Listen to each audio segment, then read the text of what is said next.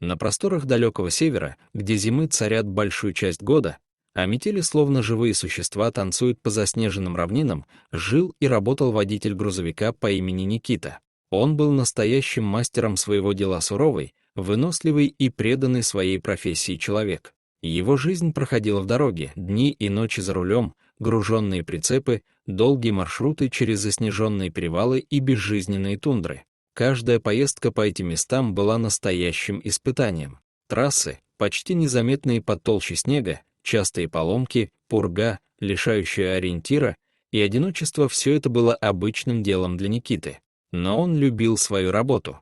Эти пустынные просторы давали ему чувство свободы и покоя, а дорога — это был его дом. Однажды зимой, в самый разгар холодов, Никита ехал с очередным грузом продовольствием и топливом для удаленного поселка, затерянного где-то за полярным кругом. Путь был долгим, и ему предстояло пересечь участок, известный среди водителей как «мерзлая тропа», а особенно опасный и труднопроходимый отрезок дороги. Вечером, когда солнце уже пряталось за горизонтом, озаряя небо холодным алым светом, Никита заметил нечто странное.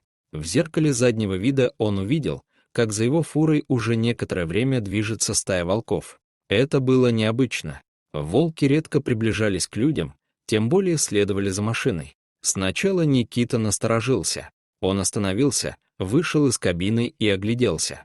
Стая остановилась на расстоянии, не проявляя агрессии. Волки выглядели истощенными и ослабленными. В их глазах не было дикого блеска, лишь усталость и мольба. Особенно выделялся один вожак. Крупный, с густой шерстью, он медленно подошел ближе, держа в пасти маленького волчонка.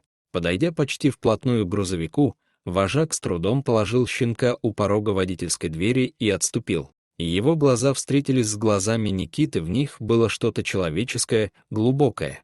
Это был немой крик о помощи. В тот момент Никита понял, они не нападают, они просят.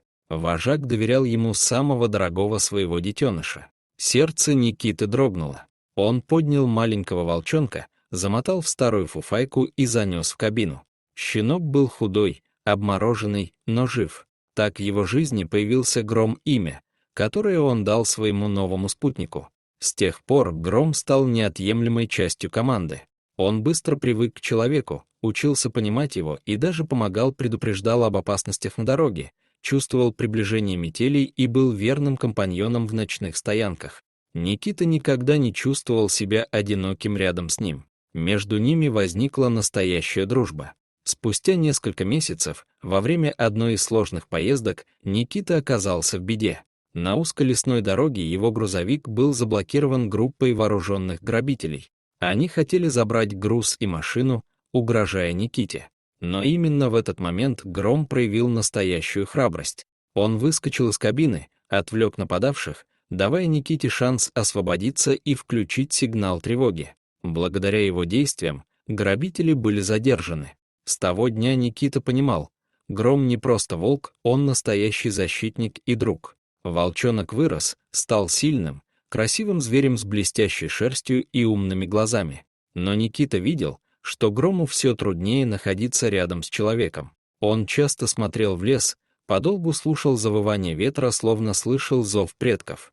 И вот настал день, когда Никита принял трудное, но правильное решение. Он отвез Грома туда, где впервые встретил его стаю. Волки снова появились из леса. На этот раз они не были слабыми, перед Никитой предстала гордая и сильная стая. Вожак, постаревший, но все такой же внушительный, подошел. Гром посмотрел на Никиту, как будто прощаясь, и шагнул к своим сородичам. Никита стоял у своего грузовика и смотрел, как Гром исчезает среди деревьев. На душе было тяжело, но и спокойно. Он знал, что сделал правильно. Теперь Гром сможет стать кем-то большим, новым вожаком, лидером своей стаи. С тех пор каждый раз, проезжая по тем местам, Никита смотрел в сторону леса и, казалось, видел силуэт волка на склоне холма.